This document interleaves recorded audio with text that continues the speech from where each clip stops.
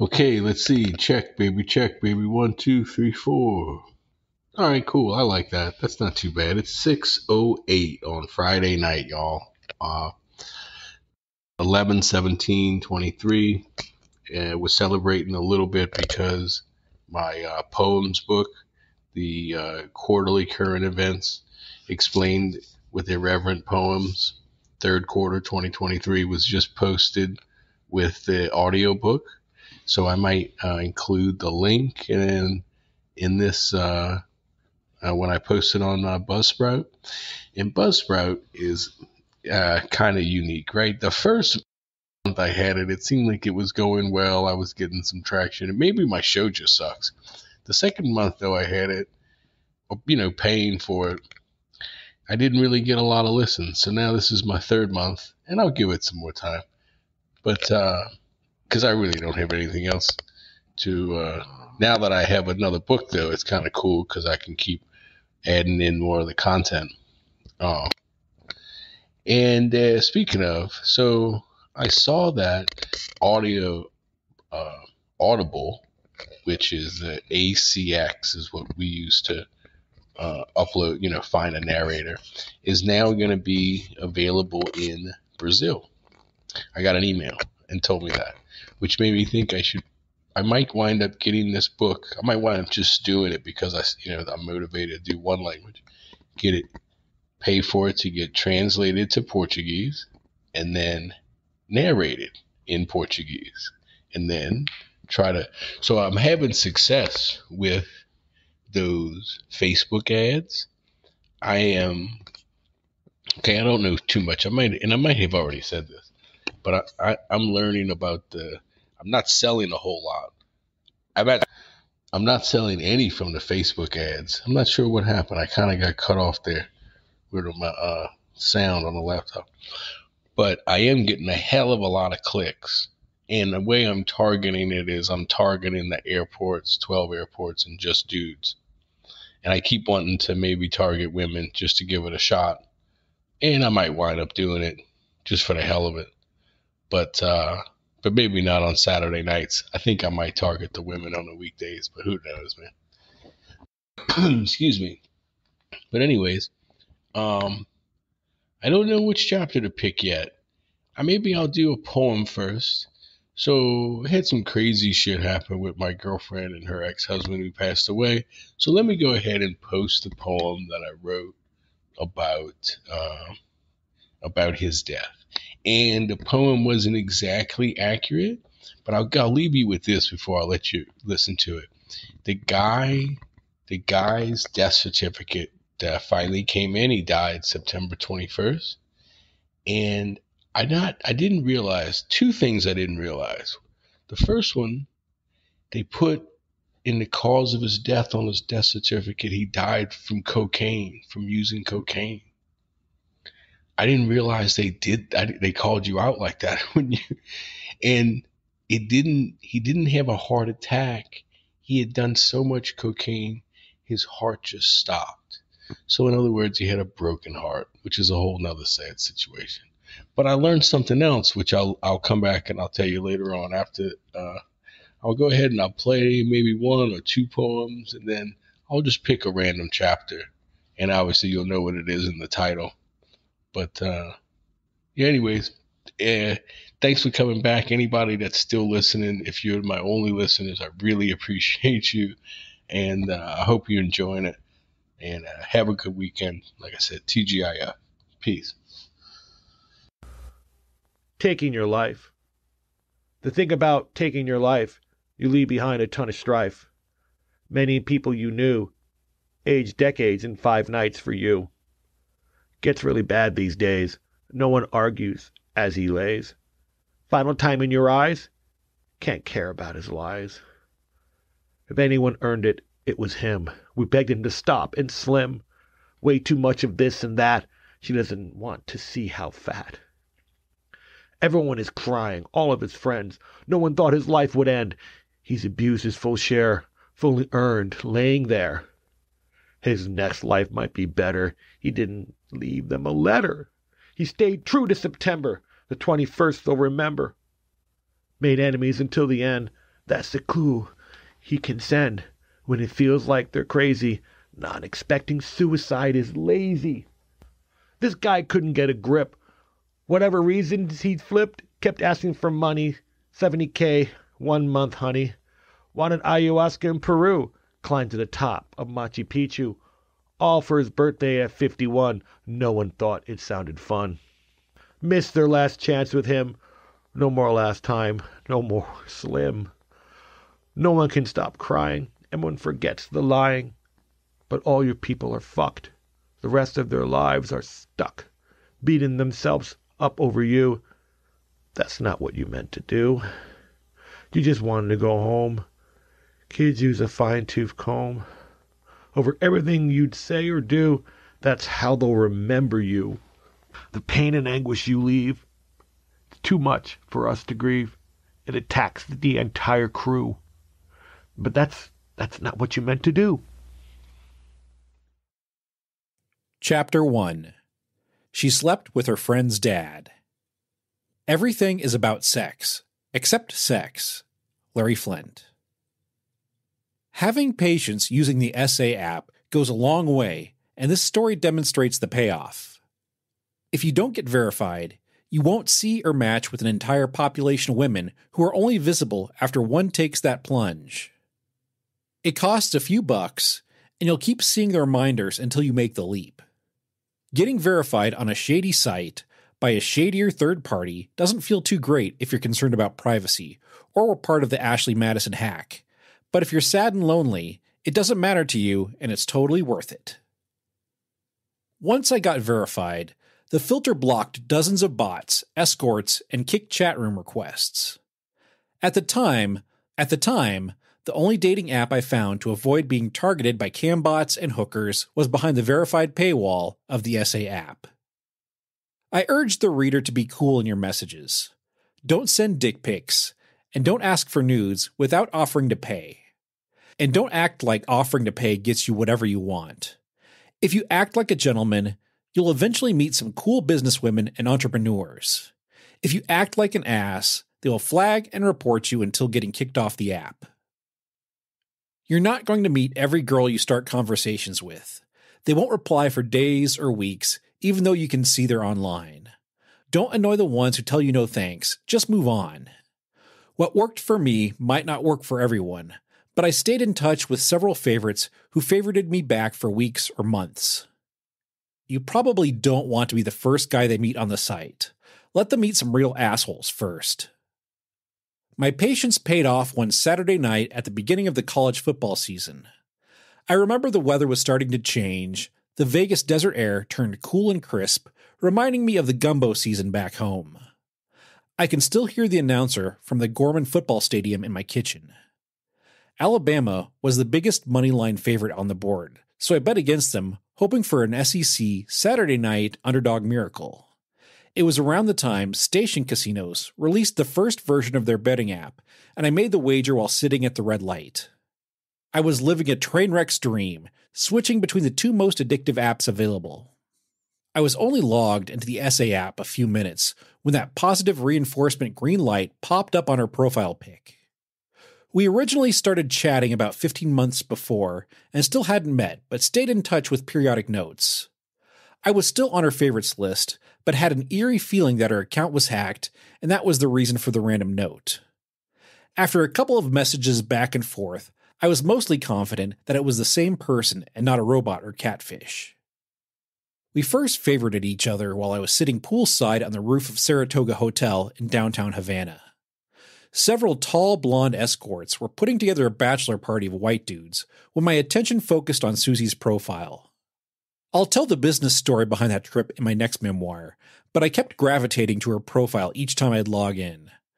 I knew the internet wasn't wonderful, but the hotel offered free Wi-Fi, and I tried it out. I could have been the target of a man-in-the-middle attack because the web pages were very slow to load and many failed. The more I learned about cybersecurity, the more I have memories of computer problems I didn't understand and dismissed. You know, I've been bouncing around and I just realized that I didn't do the first one. And I need to kind of make sure I didn't do the first one. So I'm pulling up my Buzzsprout page now. And let's see, September 15th, I did chapter 16. Then I did it again on the 24th. Then I did chapter 5. I did chapter 3. I did chapter 12, 8, 2, 15, and 6. So I haven't done 1, 10, 11, 4, 13. So I still got like 4 or 5 more of these to do, which is cool because I plan on doing it. And and I haven't told the guy Ted Florendo that I've been doing this yet, but I really should, man. I finally hit number 10. This is the 10th podcast. But yeah, I think I may. Maybe I'll wait until I get them all done. But I hope y'all like that poem. I got 2 more. I'm probably, it's just because it pops up in my life so much, it's easy for me to think about. But I got 2 more for the 4th quarter, and one dealing with his family, his sisters, and whatnot, and then another one just kind of in the aftermath. It's been such a roller coaster, whatever. But yeah, no. So anyways, I couldn't believe that I didn't put the first one, the girl that I met. Yeah, that was a fun one. I don't want to get too much into it, but I did. I got a chance to go. I guess I'll tell. I went to Havana via Cancun.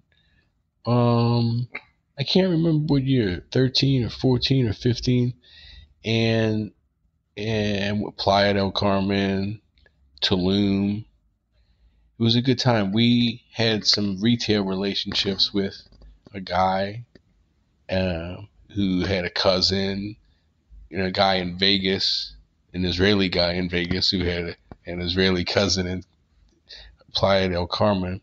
I can't think of his name either, Yohai or Yoran. And this dude met me for coffee at the Starbucks in Playa del Carmen, and it was like 150 degrees outside. It was so hot. And he wore a Speedo bathing suit with no shirt. And I was sweating my ass off anyway. But this guy was carrying his wallet and his cell phone in a Speedo bathing suit. But everybody knew him because he was the landlord.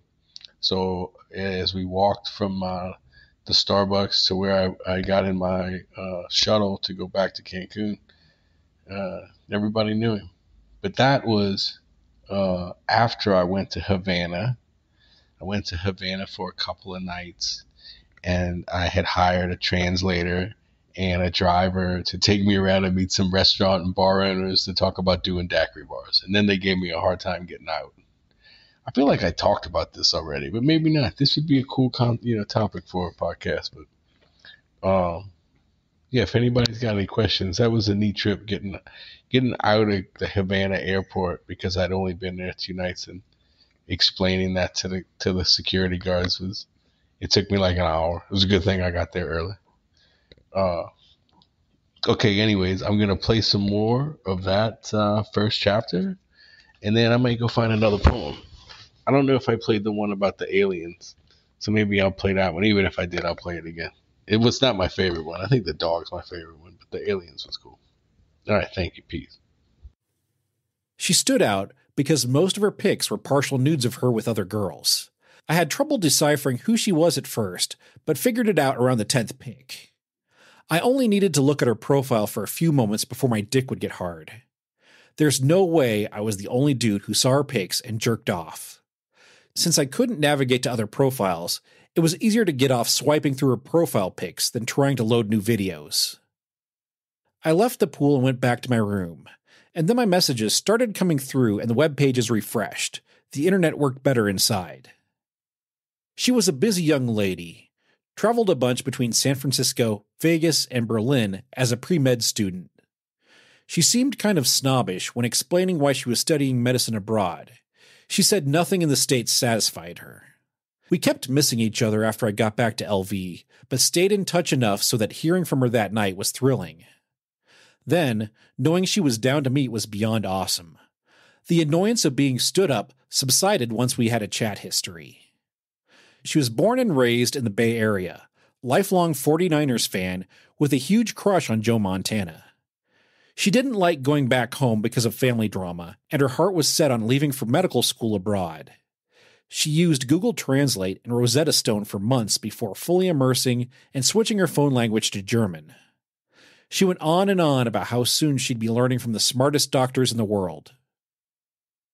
Part of me thinks I'm mostly addicted to meeting women who had plans for their life.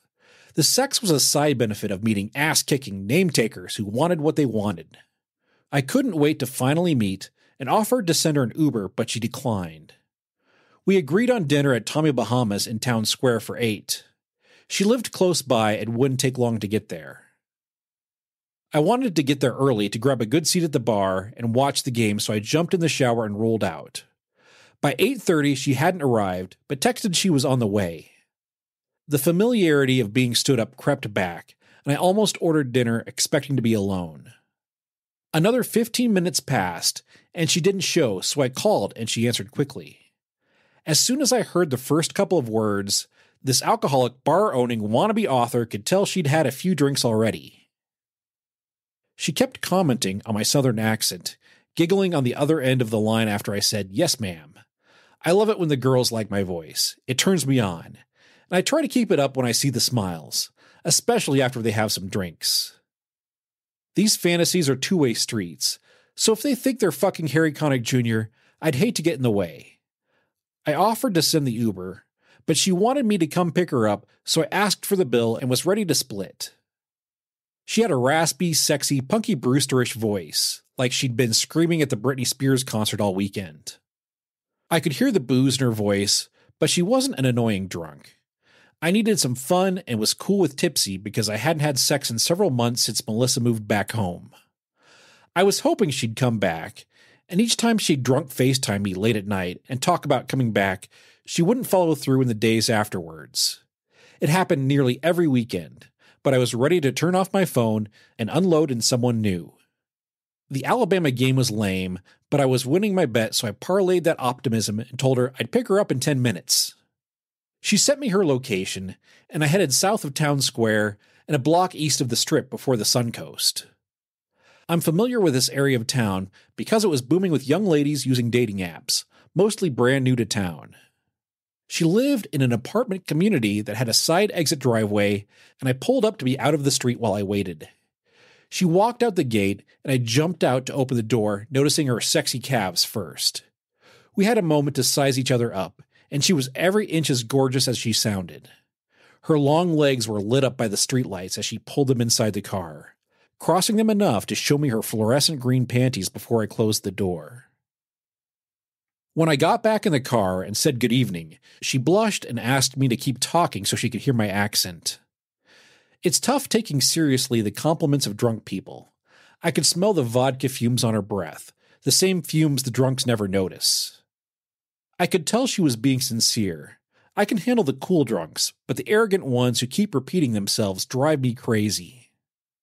When I told her I didn't drink but smoked weed all day, her face lit up.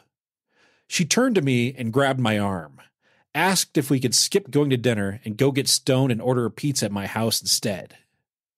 She was quick to offer that she didn't need to drink anymore, especially not alone.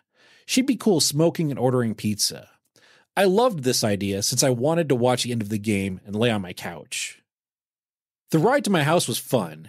She's a smart and funny guy's gal who never thought she'd be living in Vegas. The only reason she was there was temporary hiding after falling in love with the wrong guy. She told me her life story in the 15 minutes it took to get to the Russell exit. Her best friend's dad confessed he'd had a crush on her the previous Christmas Eve. She had a crush too, and they started an affair that recently became public when her friend and his wife/her mom's friend all found out at dinner. It was a twisted story I kept attributing to rich white people's problems, and I'll do zero justice trying to retell details.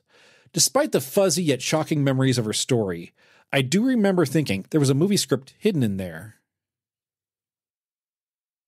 Mexican aliens. Mexican government announced today for real the existence of 2 aliens, admitting they broke the seal. An entire country of good folks don't know what to think. When it comes to this topic, our attention spans shrink. Who are these aliens? Where are they from? What are they doing? Why did they come? Did they get here by accident? Did they get here alone? Did they land in the jungle, hunted by Sylvester Stallone? They keep wondering if connected to old politicians clamming up. They lose their train of thought at a vast cover-up. I don't want to be mean, but we really need to know. How many are living amongst us? I'm spreading out that dough. No history we've been told comes close to being true. There's so much we don't know. Neighbors, give us a clue. To the biggest of puzzles, why are we here? Beings from other dimensions? Please be more clear. There might be as many as 70 different species. Not knowing who is who, we're looking like lychees. What's their evolution story? Is it more simply laid out, or does it get complicated? What's this comet all about? Maybe Nishimura is coming to destroy us all, resetting life on Earth. New episodes this fall. But the part that keeps tripping me up each time I think, what's up with multidimensional? Is that why they shrink? Many instances of now exist all the time and the same time. Then why can't we get to a life without Republican crime? The real-life consequences of dads banging their daughter's girlfriends turn into heartbreak and co-signing Vegas apartment leases. He's now paying for her to live in Vegas and for medical school when she moves to Berlin. She asked if I understood why she needed to move so far away, and I agreed that it made sense. Even if it was all a show, she was trying to convince herself this move was for the best. She'd given herself few options by fucking her friend's real dad and realized that. He's also paying for his own daughter to finish school, without her best friend. We got back to my house, rolled a fat joint, and ordered a pizza from Marco's because I knew they were the fastest. She didn't care where I ordered from, which was so cool to hear. I remember her laying on my floor and rolling around on the ottomans while I kept staring at her ass. She had a neat accent that I couldn't place. Kind of British, kind of Israeli, but she wasn't from either place, so I brushed it off. I was more focused on her Lululemon yoga pants and cute tight white top squeezing her big boobs. She didn't stop smiling and kept apologizing for being drunk after getting stoned and feeling paranoid in a stranger's house. As the night wore on, and we talked more and more, I realized I wouldn't be banging her that night. I was still sad from that unusual set of circumstances, and went from smiling to frowning after the pizza showed up. I was winning my bet, and the pizza hit the spot, while she was yawning with pepperoni hanging out of her mouth.